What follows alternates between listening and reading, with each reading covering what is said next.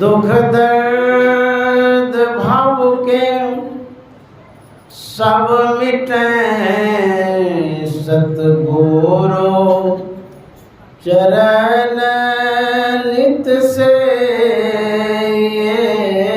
दुख दर्द भाव के सब मिटे सतगुरु चरण नित से।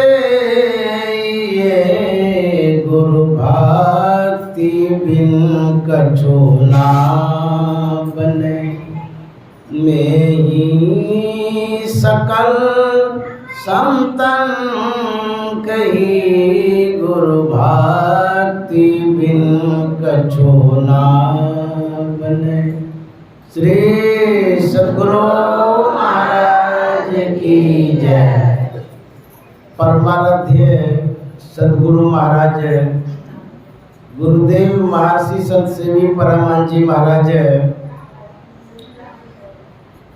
संतमत सत्संग आश्रम नगोछिया में उपस्थित सत्संग प्रेमी महान भावों, माता एवं बहनों,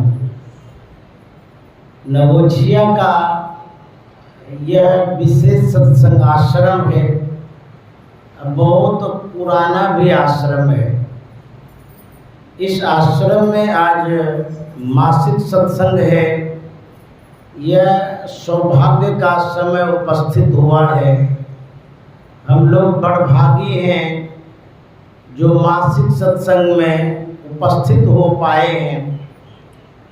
यहाँ हमारे कुलदीप बाबा रहा करते थे, जिनका विशेष योगदान रहा है इस आश्रम के प्रति। मैं उन्हें भी नमन करता हूँ। और आदरणीय फूल बाबा यहाँ की देख रेख में अपनी भूमिका निभा रहे हैं। संतमत के बड़े अच्छे गायक कलाकार हैं और बड़े विनम्र महात्मा हैं। मैं उन्हें भी प्रणाम करता हूँ। हम लोग संतमत सत्संग में उपस्थित हैं। इस सत्संग से हमारे जीवन में बुद्धि की विशेष उपलब्धि होती है। बुद्धि के पर्यायवाची शब्द को यदि हम पढ़ते हैं तो बहुत अर्थ पाते हैं।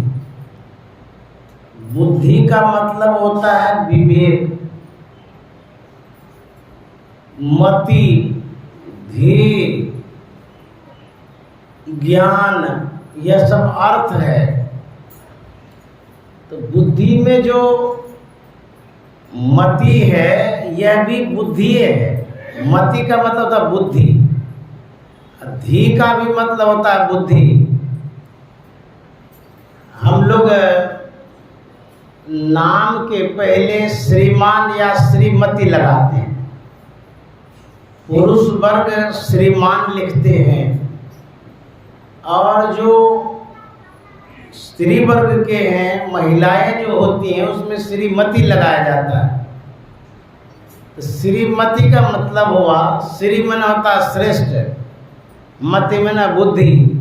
जो बुद्धि में श्रेष्ठ हो वही श्रीमती है। आप लोग सबके सब माताएं लोग बुद्धि में श्रेष्ठ है।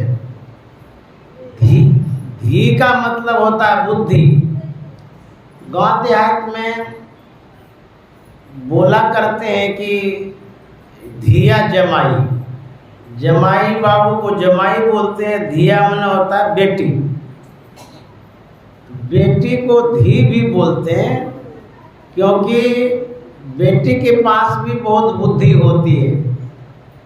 मैंने जो देखा है सत्संग में, माताएं लोग विशेष रूप से उपस्थित होती हैं। तो जो विशेष सत्संग करेंगे तो उसको बुद्धि होना स्वाभाविक है। इसीलिए आप लोग बुद्धि में श्रेष्ठ हैं, अब विशेष बुद्धि रखती हैं। क्योंकि जो सत्संग सुनेंगे उसको बुद्धि स्वाभाविक होती है। गोस्वामी जी ने कहा है कि बिनु सत्संग विवेक न होई, राम कृपा बिनु सुलभ न सोई। जो सत्संग करते हैं उसको विवेक होता है, बुद्धि होती है।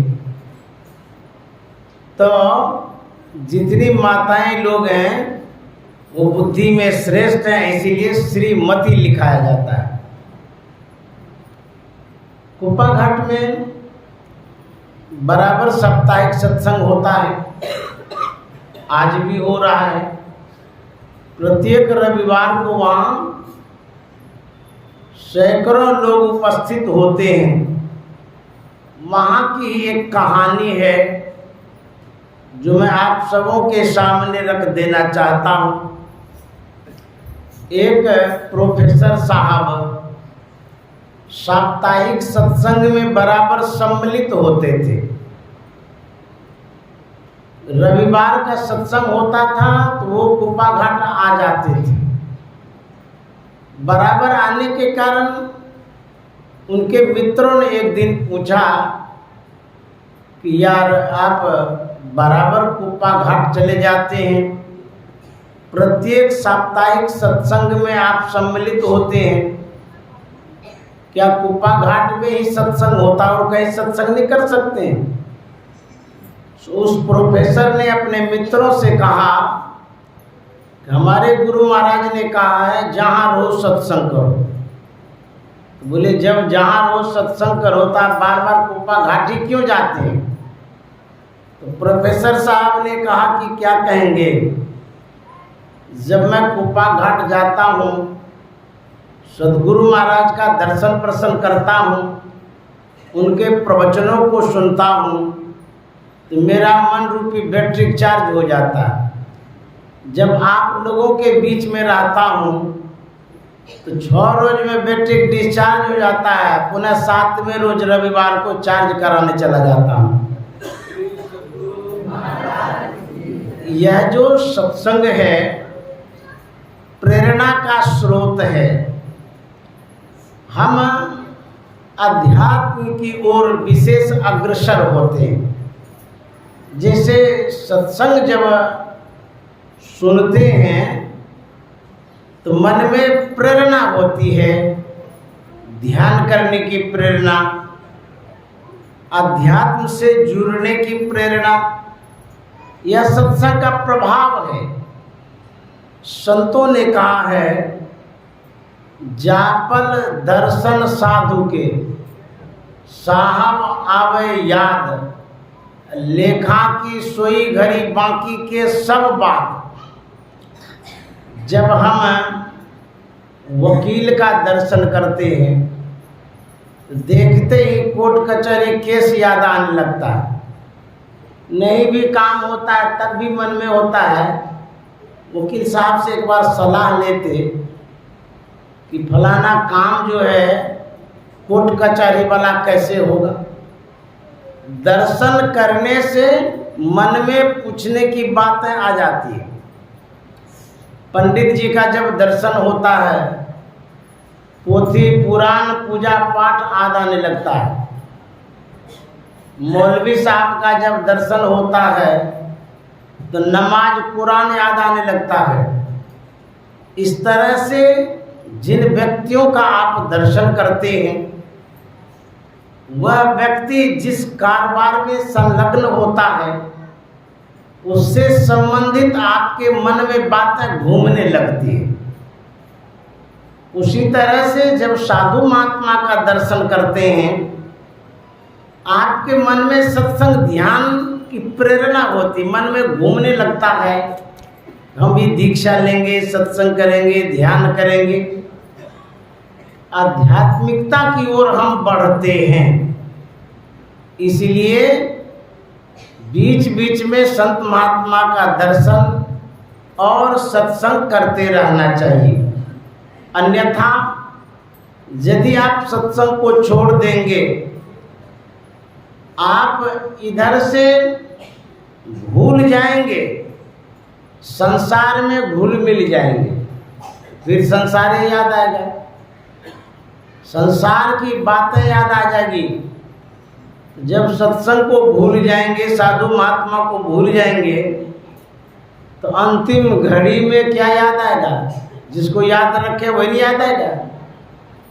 यदि साधु महात्मा याद रहेंगे, जो मरने की अवस्था है, गति है, उसमें बदलाव आएगा, परिवर्तन आएगा। गोस्वामी जी ने कहा है, यदि बराबर सत्संग करेंगे तो आपकी सद्गति होगी। शरीर की भी सद्गति, आत्मा की भी सद्गति। इसलिए सत्संग की बड़ी आवश्यकता है। सत्संग से लागी रहो रे भाई, तेरी बिगड़ी बात बन जाएगी। यदि सत्संग से लगे रहेंगे, जो बिगड़ा हुआ है वो बन जाएगा। इसलिए सत्संग की आवश्यकता है।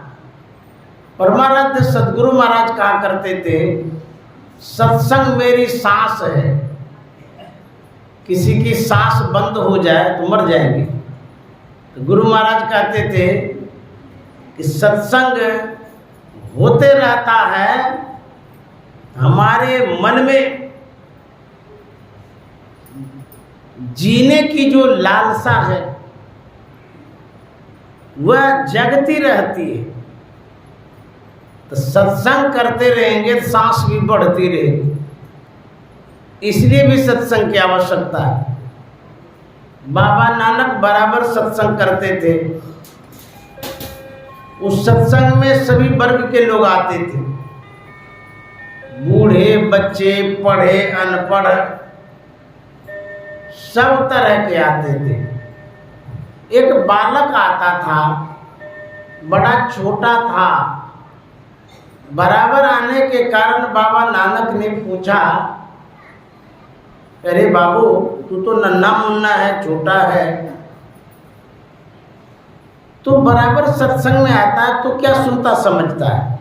जो बड़े आदमी हैं, समझदार हैं, वो मेरी बातों को सुन करके समझ करके आते हैं। तू इतना छोटा है फिर भी बराबर सत्संग में आता है, इसका क्या कारण है?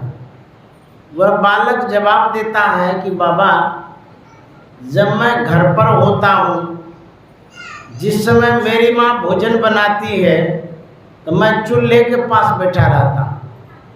मैं माँ को देखता हूँ, जब वो मोटी मोटी लकड़ियों को चूल्हे में डालती है तो देर से जलती है, जब पतली पतली टहनियों को डालती है तो जल्दी जल जाती है।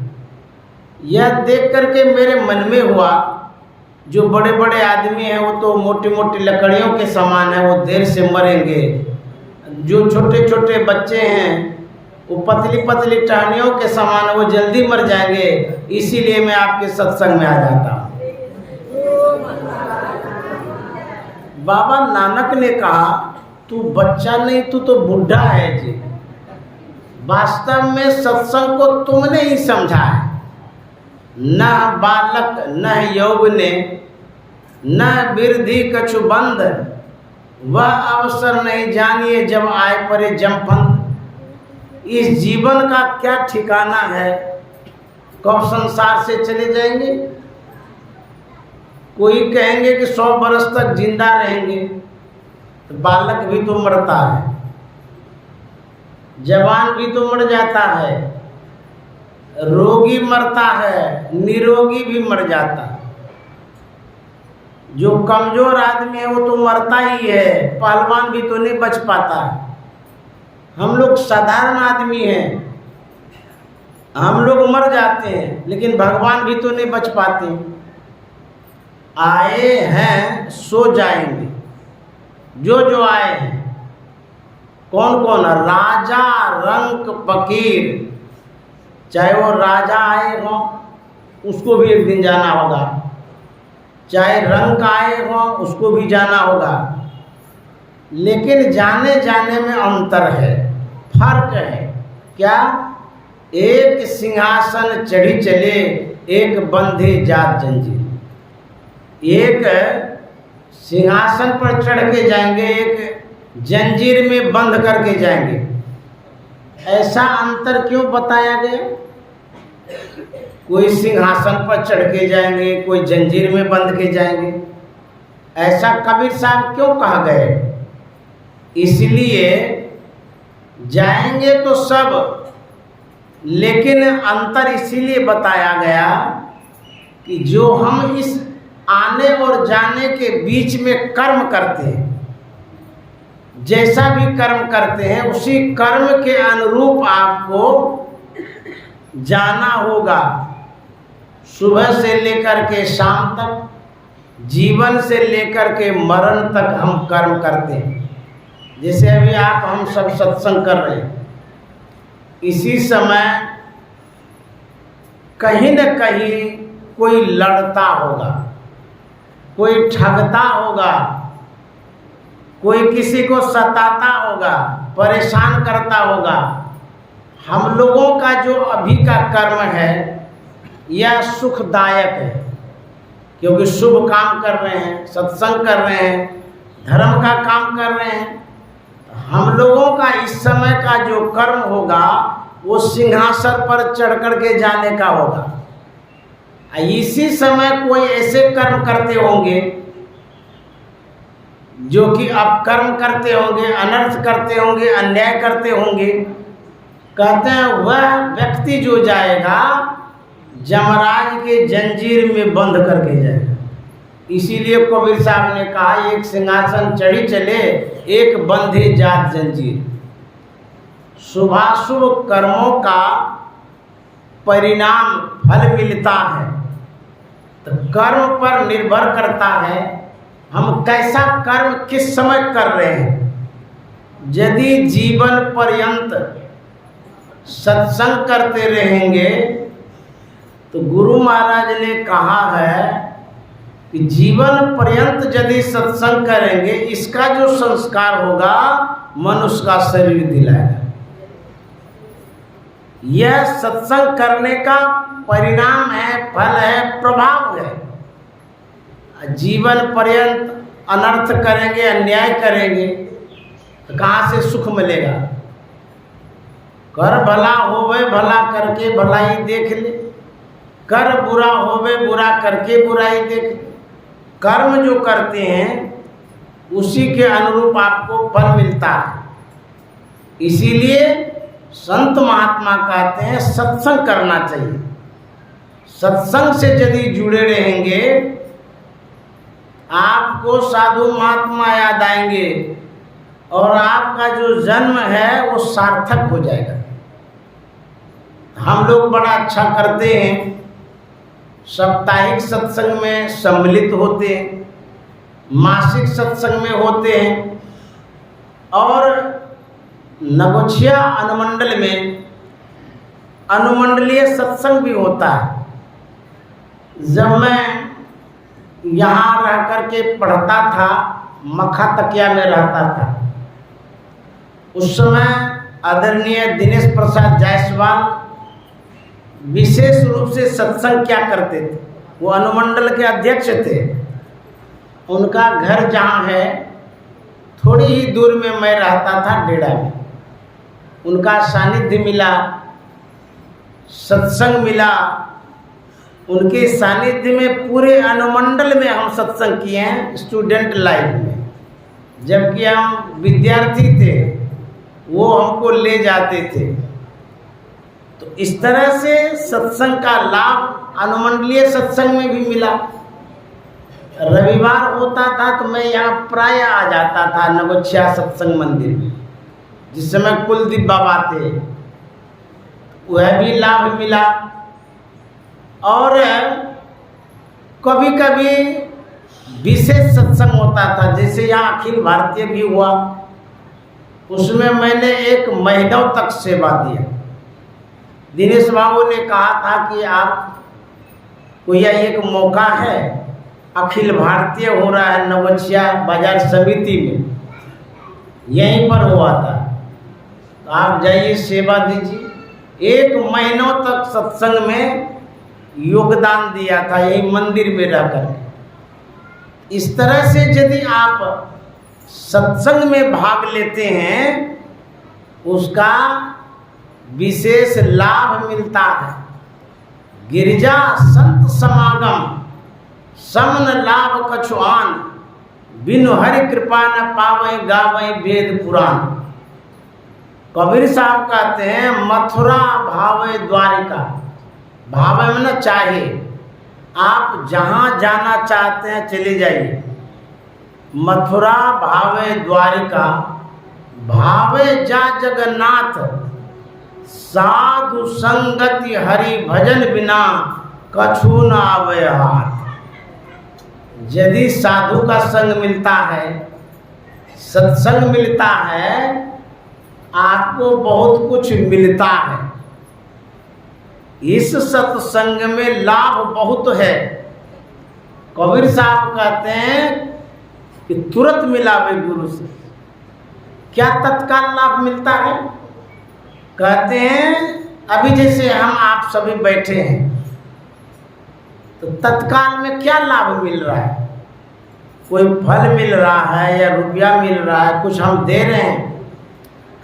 स्थूल दृष्टि से देखेंगे तो कहेंगे कुछ भी तो नहीं मिल रहा है, लेकिन सूक्ष्म दृष्टि से देखेंगे तो आपको तत्काल फल मिल रहा है, ज्ञान मिल रहा है। कहते हैं तुरंत मिलावे गुरु से। गुरु नाम है ज्ञान का, शिष्य सीख ले सोए, ज्ञान मर्याद जाने बिना गुरु और शिष्य न कोई। ज्ञान से सरोकार हो रहा है। हम जो सुना रहे हैं, आप सुन रहे हैं, इस ज्ञान का लाभ तत्काल मिलता है। इसीलिए कबीर साहब कहते हैं मूर्ख जन कोई सार न जाने, सत्संग में अमृत बरसे। जो मूर्ख होते हैं, अनभिज्ञ, अनारी, अल्पज्ञ, कहता है वो सत्संग के महत्व को नहीं समझता,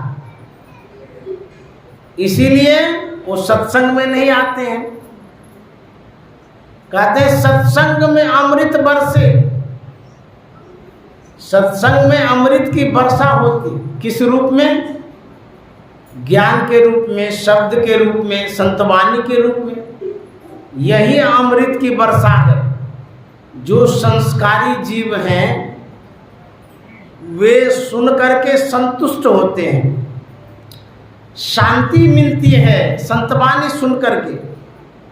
गुरुवाणी सुनते हैं, इस आत्मा को तृप्ति मिलती है। इसीलिए सत्संग को ध्यान से सुनना चाहिए।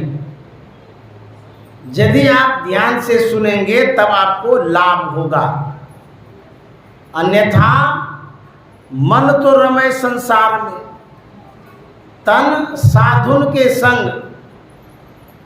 इस तरह से यदि आप रहेंगे तब रंग नहीं लगेगा। कहते हैं तुलसी याही वियोग ते नहीं लागा हरि रंग। तुलसी पुरमिला पापते हरि चर्चा न सुहाय। जैसे ज्वर के ताप से भोजन की रुचि जाए। किसी को बुखार हो जाता है, बुखार में जो स्वाद ग्रंथि है वो विपरीत हो जाती है। कितना भी बढ़िया व्यंजन आपको खिलावे, आपको अच्छा नहीं लगता है। कहते हैं खाने का मन नहीं करता है। कुछ भी खाते हैं तो स्वाद ही नहीं लगता है। तो बुखार में स्वाद ग्रंथि विपरीत हो जाती है। कोई भी चीज़ दीजिए एक के जैसा लगेगा, स्वाद लगवे नहीं करेगा। ठीक उसी तरह से जिनके ऊपर जन्मों जन्म का पाप है, संताप है, मन पर अज्ञानता छाई हुई है, कहता ऐसे जो व्यक्ति हैं उनको हरि चर्चा न सुहाए। हरि की चर्चा अच्छी नहीं लगती है। उपनिषद वाक्य है भारो अविवेकिनः शास्त्रम भारो ज्ञानं च रागिनः अशांतस्य मनोभारो भारो नात्म विदो वपुः। इसका मतलब हुआ जो अविवेकी है, उसको यदि आप शास्त्र की बात सुनाइए तो उसको भारी लगेगा। जिसके पास ज्ञान नहीं, विवेक का मतलब बुद्धि, ज्ञान, मति, विवेक का यही अर्थ है। तो बुद्धि को कहीं विवेक कहा गया है, कहीं मति कहा गया है, कहीं धी कहा गया है। तो कहते हैं जिसके पास विवेक नहीं है, बुद्धि नहीं है, उसके लिए शास्त्र भार है। भारो अविवेक न शास्त्र, भारो ज्ञानं च रागिना। जो रागी है, रागी का मतलब होता है आसक्त व्यक्ति, संसार को जिसने जकड़ के पकड़ा है, जिसके लिए संसार ही सब कुछ है, बेटा बेटी, परिवार, धन संपत्ति, यही सब कुछ है, का तो वो रागी है, आसक्त व्यक्ति है। उसके लिए ज्ञान भारी है। ज्ञान की बात कहिएगा उसको अच्छा नहीं लगेगा। भारो ज्ञानं च रागिना अशांतस्य मनोभारो। जो व्यक्ति टेंशन में है, अशांत है, कहते हैं उसके लिए उसी का मन भारी है।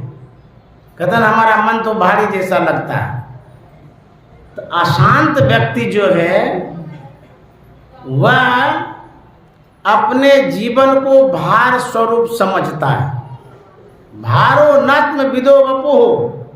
जो आत्मज्ञानी नहीं है उसके लिए शरीर भार है। एक एक आदमी को देखिएगा, विष खा के मर जाता है, कुआं में कूद जाता है, फंसरी लगा लेता है, गंगा जी में डूब के मर जाता है, ट्रेन के नीचे आकर के मर जाता है।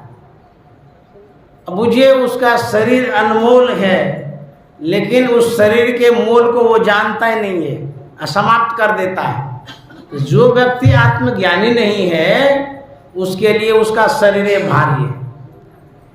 तो दो तरह से हम लोग आत्मज्ञान प्राप्त करते हैं। एक अभी जो सुन रहे हैं इससे भी ज्ञान होता है, इसको श्रवण ज्ञान कहते हैं। आत्मा के विषय में अभी हम लोग सत्संग में सुन रहे हैं, इससे आत्मज्ञान होता है। लेकिन जब सत्संग करेंगे, ध्यान करने लग जाएंगे, ध्यान करते करते एक दिन पूर्ण रूप से आत्मज्ञान होगा। तो सुनना भी जरूरी है। अभी आप सुनते हैं तो समझदारी आती है। यह जो सीख है इसी से अपने जीवन को अच्छी ओर ले जाते हैं। और यदि यह भी नहीं सुनेंगे, आपकी जो गति है वो दुर्गति में बदल जाएगी। जो सत्संग नहीं सुनता, जिसके पास ज्ञान नहीं है, उनका जीवन बदतर है। और जो सत्संग सुनते हैं उनका जीवन बढ़ करके है।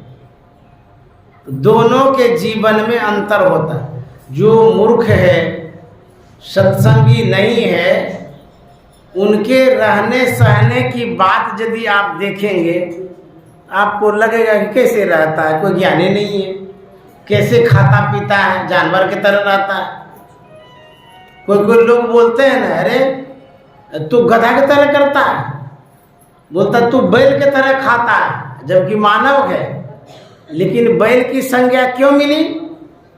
इसलिए कि विवेक के साथ जीता नहीं है, ज्ञान दृष्टि से वो चलता ही नहीं है। आहार निद्रा भय मैथुनंच सामान्य मेतत् पशुभिर नरानाम ज्ञानम नरानाम अधिकं विशेषो ज्ञानेन हीना पशु भी समाना। आहार जो भोजन हम लोग ग्रहण करते हैं, जानवर भी तो भोजन ग्रहण करता है, वो भी खाता है, हम भी खाते हैं। हम भी सोते हैं, जानवर भी सोता है।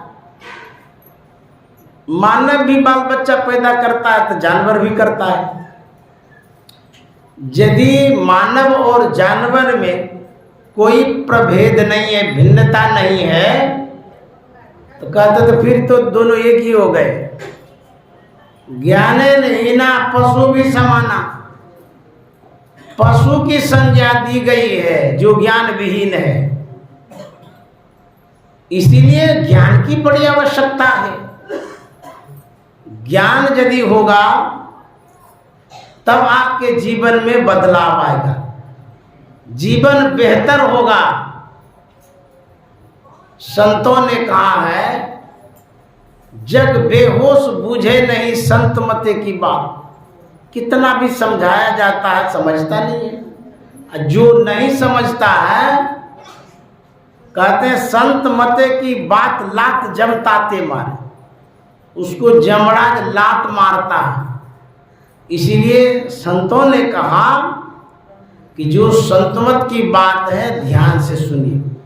गुरु महाराज कहते हैं संत मते की बात कहूँ साधक हित लागी, कहूँ अरिल पद जोरी जान कर यहीं पर भागी। बातें हैं अनमोल, मोल नहीं एक एक की। संतमत की जो बात है वो अनमोल बात है, उसकी कीमत कोई नहीं दे सकता। इसीलिए अनमोल बातों को ध्यान से सुनना चाहिए। जो कोई व्यक्ति सुनता समझता है, जीवन में बदलाव होता है, परिवर्तन आता है। आपका जीवन बहुत सुंदर होता है। इसीलिए गोस्वामी जी ने कहा है, सुजन समाज सकल गुण खाने। ये जो संतमत समाज है जिसमें हम अभी उपस्थित हैं, कैसा समाज है? गोस्वामी जी का था सुजन, सुमन अच्छा, जन्म आदमी, अच्छे व्यक्तियों का समूह है। हम जितने व्यक्ति हैं सब अच्छे हैं, क्योंकि अच्छा काम कर रहे हैं, सत्संग कर रहे हैं। विचार की शुद्धता, खान पान की शुद्धता, रहन सहन की शुद्धता, कर्म की शुद्धता, वाणी की शुद्धता, सबकी शुद्धता है। इसीलिए गोस्वामी जी कहते हैं सुजन समाज। ये जो समाज है अच्छे व्यक्तियों का समूह है, सकल गुण खाने। इस समाज में क्या है? कहते हैं गुण ही गुण है, गुण की कहानी है। इसीलिए करो प्रणाम जोरी जुग पानी। गोस्वामी जी कहता मैं ऐसे समाज को प्रणाम करता जो सुजन है। तो हम लोग सुजन समाज के सदस्य हैं। हमारे गुरु महाराज ने ऐसे समाज को संगठित किया, ऐसे समाज को जोड़ा है। एक एक व्यक्ति को सत्संग सुना सुना करके समाज का समूह बना दिया है। इसीलिए कहते हैं मुद मंगलमय संत समाज। कैसा समाज है? खुशी और मंगल देने वाला। जैसे मान लिया जाए अभी कोई दीनहीन व्यक्ति यहाँ आ जाए और वो कहने लगे कि हम बहुत भूखे हैं, किसी न किसी के दिल में दया जरूर आ जाएगी, कहेंगे बेचारे को थोड़ा सा कुछ खाने को दे दीजिए। कोई दयालु व्यक्ति होंगे 10-20 रुपया दे देंगे, कोई व्यक्ति होंगे कपड़ा लत्ता भी दे देंगे,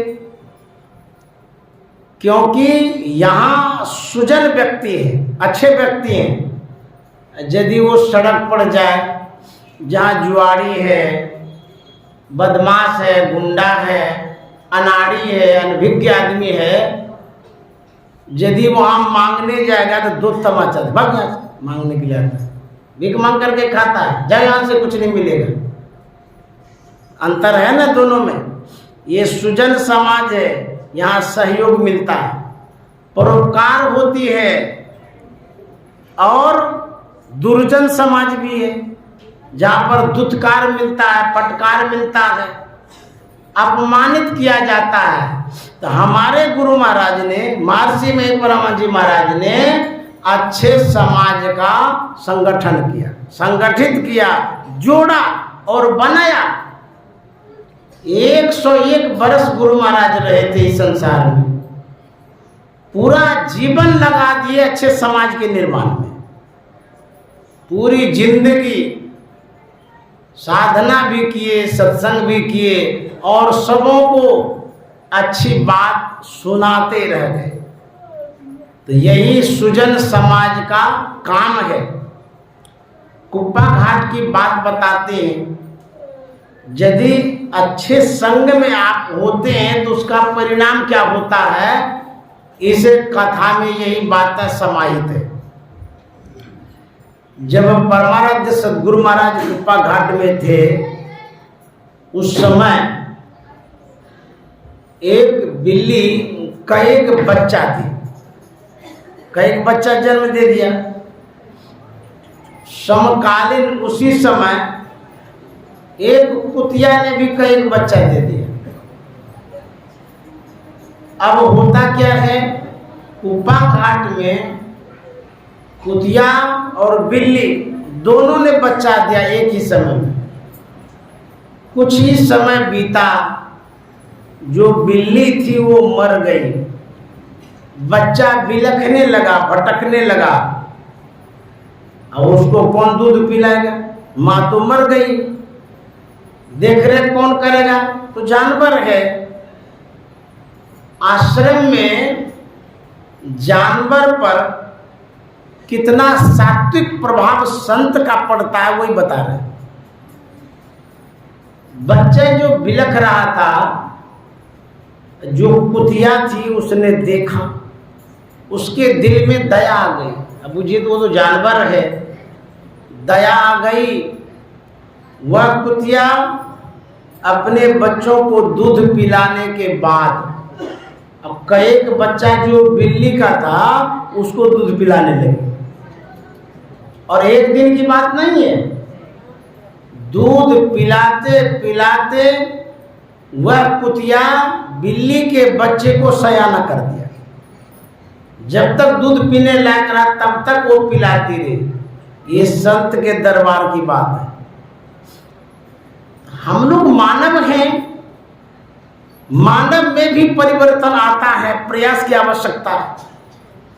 परमानंद के प्रवचनों में मैंने पढ़ा है, गुरु महाराज कह रहे थे कि मेरे चाचा के पास एक सुग्गा था, सुग्गा पाल रखे थे। तो सुग्गा को जो कुछ सिखाते हैं वो सीख जाता है, तो जो भी सिखाया वो सीख गया। एक दिन की बात है, उनके घर में वो चोर आया, रात्रि में चोर आया था। जो सुग्गा था, आहट होते ही वह क्या कहता है, बाबा हो चोर, बाबा हो चोर, चिल्लाने लगा। जैसे ही बोला बाबा हो चोर, तो चोर भाग गया छोड़ करके। तो गुरु महाराज कह रहे थे, एक सुग्गा जब सिखाने से सीख सकता है, तो जो मानव है उसको सिखाएंगे तो नहीं सीखेगा, जरूर सीखेगा। तो गुरु महाराज ने सत्संग की बात, ध्यान की बात, सदाचार की बात जीवन पर्यंत सिखाते रहा, और उन्हीं बातों को सीख करके आज हम यहाँ आए हैं। यह परमाराध्य की विशेष कृपा रही है। तो यदि अच्छी संगति होती है, उस संगति से आपके जीवन में परिवर्तन आता है, बदलाव आता है। तो गुरु महाराज कहते हैं, जो संत की वाणी है वो अनमोल वाणी है, उसको सुनना चाहिए। कहते हैं कि यदि आप सुनेंगे तो आपके जीवन में बदलाव आएगा।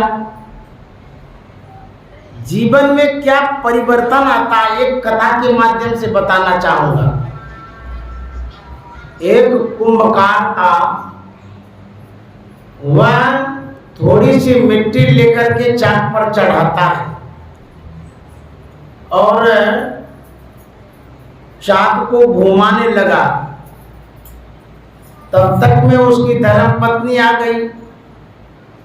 वह पूछती है, अरे कुंभकार, एकदम थोड़ी सी मिट्टी लेकर के क्या बनाने जा रहा है? वह कुंभकार कहता है कि मैं चीलम बनाने जा रहा हूं। बोले क्यों? बोले मिट्टी का रोजगार है हम लोगों का, कुछ काम करेंगे तो पैसा होगा, इसीलिए मैं चीलम बनाने जा रहा हूं।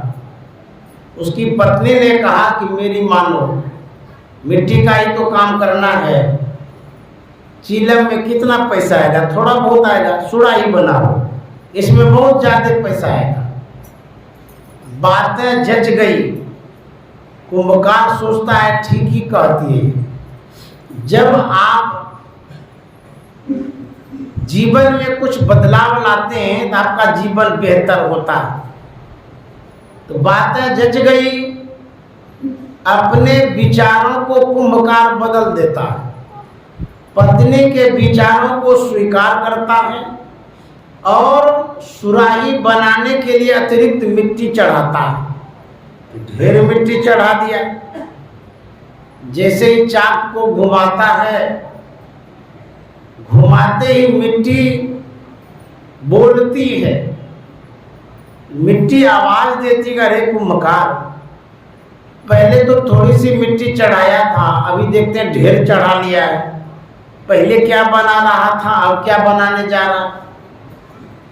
कुंभकार कहता है पहले मैं चिलम बनाने जा रहा था, अभी मैं सुराही बनाने जा रहा। तो मिट्टी पूछती है कि तुमने ऐसा क्यों किया?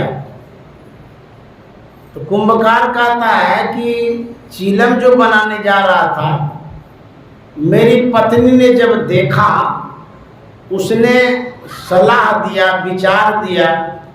उसने कहा कि यदि मिट्टी का ही काम करना है तो छोटा काम करके क्या करोगे, बड़ा काम करो, सुराही बनाओ, उसमें ज़्यादा पैसा होगा। मुझे बातें जच गई, इसीलिए मैंने बात को बदल दिया। अब मैं सुराही बनाने जा रहा हूँ। तो मिट्टी कहते, अरे कुंभकार, तूने तो अपना विचार ही बदला, मेरा तो जीवन बदल गया। कुंभकार कहता है सो कैसे? मिट्टी कहती है यदि मैं चिलम बन जाती तो उसमें आग लगाता है ना गया भांग पीने वाला। मिट्टी कहती है यदि मैं चिलम बन जाती तो मैं स्वयं जलती और जो पीता उसके कलेजे को जलाती। भांग जो पीता है, गया पीता है, तो देखिएगा धुआं उठता है। लोग तो मरने पर आग देते हैं, लेकिन कुछ ऐसे भी मूढ़ व्यक्ति हैं जिंदे में आग लगा लेता है। मिट्टी कहती है मैं स्वयं जलती है, उसके कलेजे को जलाती। अब मैं सुराही बनने जा रही हूँ, मेरे अंदर में शीतल जल रहेगा, मैं स्वयं शीतल रहूंगी, जो जलपान करेगा उसके कंठ को भी शीतल करूंगी। यह बदलाव कैसे आता है? आपके विचारों में जब परिवर्तन आता है तो आपके जीवन में बदलाव आता है। तो विचारों में परिवर्तन लाएंगे तो कैसे लाएंगे? किसी का तो संग करना पड़ेगा। अभी आप जिस स्थिति में हैं, ये जो वर्तमान हालत है आपकी, चाहे सुख में है कि दुख में है, सत्संग कर रहे हैं कि गप कर रहे हैं, जो कुछ भी कर रहे हैं, आपकी वर्तमान हालत आपके विचारों का ही फल है। जैसे अभी आप यहाँ बैठे हैं सत्संग हॉल में, मन में बातें उठी कि मासिक सत्संग है नगोछिया मंदिर में, आपका विचार दृढ़ हो गया। एक काम तो ऐसे होते रहता है, घर परिवार में लगे रहते हैं, घर गृहस्थी है चलती रहती है, लेकिन नहीं, मासिक सत्संग है, जेबे करेंगे। आपके मन में यह भावना उठी सत्संग में जाएंगे, यह विचार हुआ ना। किसी किसी का होता है और सत्संग तो होते रहेगा, अभी दूसरा काम कर लेते हैं, वो चला जाता है कहीं पड़ोसी में झगड़ा हो जाता है, मारपीट होता है, खून खराबा भी होता है। आपका जो विचार है उसी विचार पर आपके जीवन में परिवर्तन होता, बदलाव होता है। सुख दुख आपके विचार से ही होता है। तो हमारा जो विचार है कैसा होना चाहिए? यदि आपका विचार ठोस नहीं है, आप दुखी हैं, कष्ट में हैं, संकट में हैं, व्याकुल बेचैन हैं, तो किनके विचारों पर चलेंगे? जैसे मान लीजिए आपका बच्चा है, आप बड़े हैं, गार्जियन हैं, पेरेंट्स हैं, माँ बाप हैं, तो बच्चों को कुछ तो सुझाव देते हैं कि बाबू पढ़ने जाओ, पढ़ोगे लिखोगे नौकरी होगी, जीवन सुखमय होगा। और बच्चा बात नहीं माने तो कभी सुखी नहीं हो सकता। माँ बाप के बातों को मानता है, स्कूल जाता है, टीचर के बातों को मानता है, पढ़ते पढ़ते वो सही में एक दिन योग्य हो जाता है, नौकरी हो जाती है, पैसा आने लगता है, एवं सुखमय जीवन होता है। तो कहता माँ बाप जो कह रहे थे ठीक ही कह रहे थे, सही में हमको सुख मिला। हम आप जो सत्संग सुन रहे हैं, तो सत्संग में किन की बातों को मानेंगे? गोस्वामी जी ने विचार दिया, बताया। यदि आपको कुछ भी नहीं सूझता है तो गोस्वामी जी के बातों को मान लीजिए। जो मार्ग श्रुति साधु दिखावे, ते ही मग चलत समय सुख पावे। जो रास्ता वेद बताता है, शास्त्र बताता है और साधु महात्मा बताते हैं, कहते हैं वेद के बातों पर चलिए, वेद के बातों को एक्सेप्ट करिए, स्वीकार करिए, मानिए, और साधु महात्मा के बातों को भी मानिए। तब क्या होगा? ते ही मग चलत समय सुख पाओ। ये गोस्वामी जी कहते हैं जो मानेंगे वेद को और साधु महात्मा के बात को, उस रास्ते पर जो जो चलेंगे सबको सुख मिलेगा। अपने विचारों को बदलिए और संत महात्मा के विचारों को स्वीकार करिए, मानिए। गुरु महाराज ने कहा है, मास आसीन जगत बासिन, चेत चित में लाइए, जीवनो थोरो है क्यों, जगत में गफिलाइए, जीवनो थोरो है क्यों, जगत में गफिलाइए। गुरु महाराज कहते हैं, संसार के लोग, संसार में बसने वालों, मास आसीन जगत बासिन, चेत चित्त में लाइए। गुरु महाराज सावधान करते हैं, सावधान हो जाइए, चित्त में लाइए, मन में बात बैठा लीजिए। क्या? जीवनो थोरो है, जीवन थोर भयाभव घोर, कहाँ धन जोर करोड़ कमाए। यह जीवन बहुत थोड़ा है।